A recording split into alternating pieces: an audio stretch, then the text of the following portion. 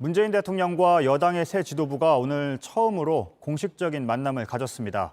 김부겸 총리와 장관들의 임명까지 모두 끝낸 만큼 일단 분위기는 밝았습니다. 하지만 문재인 대통령은 당청 간의 단합을, 그리고 송영길 대표는 당의 정책 주도권을 강조하면서 온도차를 보였습니다. 김필준 기자입니다. 청와대에 먼저 도착해 기다리고 있던 민주당 신임 지도부. 문재인 대통령이 들어서자 박수를 칩니다. 오늘 우리 당 신임 지도부를 이렇게 모시게 돼서 매우 반갑습니다. 어제 청와대가 박준영 해양수산부 장관 낙마로 개각 논란 수습 의지를 보이자 민주당은 곧장 행동에 나섰습니다. 김부겸 총리 임명 동의안과 임혜숙, 노형욱 장관의 인사보고서 채택을 단독으로 진행시킨 겁니다. 이런 만큼 오늘 첫 회동의 분위기는 밝았습니다. 하지만 온도차를 보인 순간도 있었습니다. 문 대통령은 당청 끝까지 함께 가야 한다며 단합에 힘을 실었습니다. 분열된 모습을 보였던 것이 과거 정당의 역사였습니다.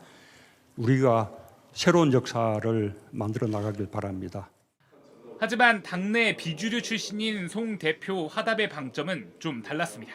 당 대표실에 D-299라고 써놓고 활동을 하고 있는데, 그러려면 이 앞으로의 모든 정책에 당의 의견이 좀 많이 반영될 필요가 있다고. 대선 승리가 무엇보다 중요하니 그걸 위해 당이 키를 쥐겠다는 뜻입니다. 실제로 현재 종합부동산세 등 선거에 영향이 큰 정책을 놓고선 당청이 이견을 보이고 있는 상황.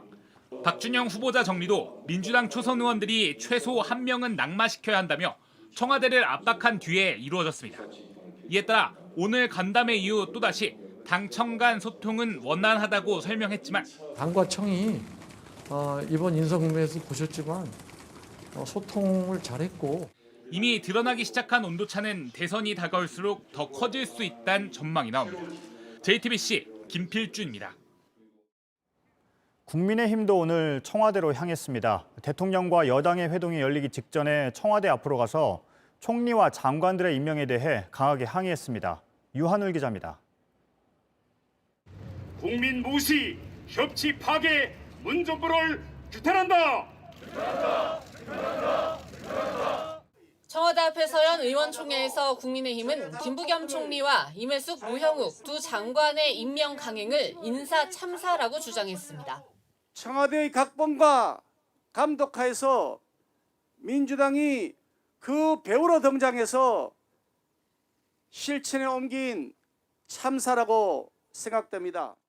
문 대통령을 향해선 불통인사 신기록을 세웠다고 비판했습니다. 인사청문 보고서를 단독 채라는 것이 무려 31번에 달합니다. 대한민국 헌정사상 최악의 불통정권 집권 여당을 이런 내용을 담은 항의서를 청와대에 전달하면서 대통령 면담도 요청했습니다. 마지막 1년만큼은 야당과 소통하시기를 바랍니다. 제1야당과의 만남에 응해 주시기를 대통령께 다시 한번 정중히 요청드립니다. 이 항의서는 유영민 대통령 비서실장이 나와 받아갔습니다. 국민의힘은 일단 대통령 면담이 성사되는지를 보고 앞으로의 대응 수위를 정하겠다는 입장입니다. 하지만 당 핵심 관계자는 JTBC에 일단 법사위원장 선출 등 여당이 추진하는 국회 의사 일정엔 당분간 협조해주기 어렵다고 말했습니다. 이런 가운데 논문 내주 의혹, 공무 출장 시 가족여행 등으로 논란이 된 임혜숙 장관 임명에 대해선 야당 내에서 여성 의원들의 반발도 나왔습니다.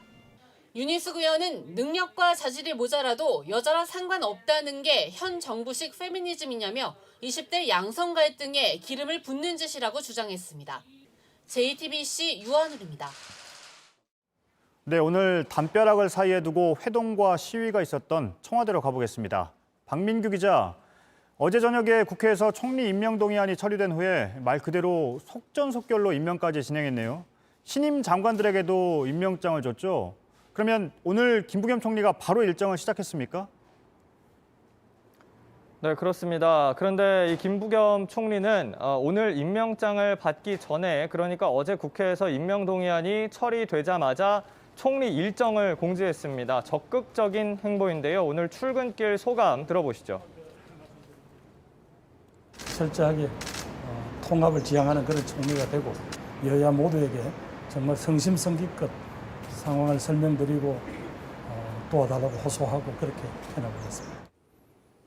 네, 김부겸 총리는 여권의 비주류라는 평가를 받아왔습니다. 그런 면에서 출근길에서 통합을 강조한 건 어떻게 봐야 할까요? 네, 말씀하신 대로 김 총리는 영남 출신으로 당내 비주류입니다. 그런데 반면 여권에서는 그동안 주류인 이른바 친문의 목소리가 절대적이었죠. 하지만 이런 여권 운영이 4.7 재보선 참패로 이어졌다는 분석이 많습니다. 이 반작용으로 비주류인 송영길 대표가 당을 맡게 됐고요. 역시 비주류인 이철희 정무수석이 친문의 중심, 이 청와대에 발탁이 됐습니다. 여기에 김 총리까지 내각 책임자가 되면서 비주류들이 당 정청의 핵심에 자리하게 됐습니다. 그래서 오늘도 이 김 총리가 통합을 강조한 것을 놓고 특정 계파의 목소리가 과잉 대표되는 것을 막고 외연을 넓히겠다는 의지를 밝힌 거다. 이런 분석이 나옵니다. 네. 오늘 청와대 앞으로 간 국민의힘 얘기를 해보죠. 앞에 보도를 보니까 불통 인사라고 항의를 했던데 구체적으로 어떤 점에서 그렇다는 겁니까?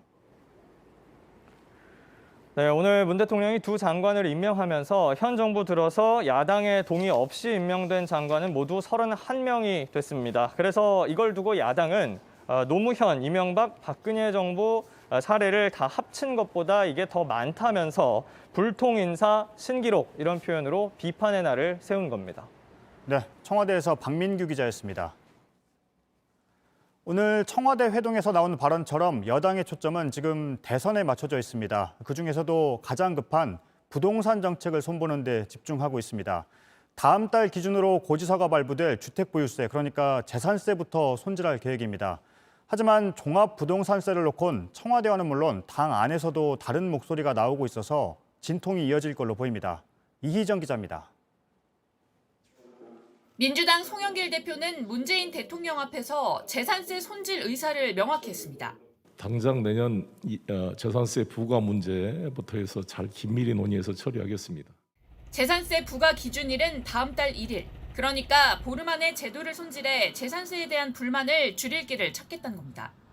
이를 위해 당 부동산 특위는 다음 주부터 재산세 기준 완화를 집중적으로 논의할 예정입니다.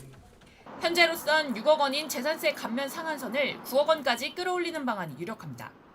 부동산 거래 활성화를 통한 집값 안정을 유도하기 위해 한시적으로 양도세 세액을 공제해주는 방안 등도 논의될 걸로 보입니다. 이와 함께 후순위였던 종합부동산세도 일단 논의 테이블에는 올라온 상황. 앞서 김진표 부동산 특위위원장이 종부세 부과 기준을 현행 9억 원에서 12억 원으로 높이는 안을 제안한 걸로 알려지면서입니다.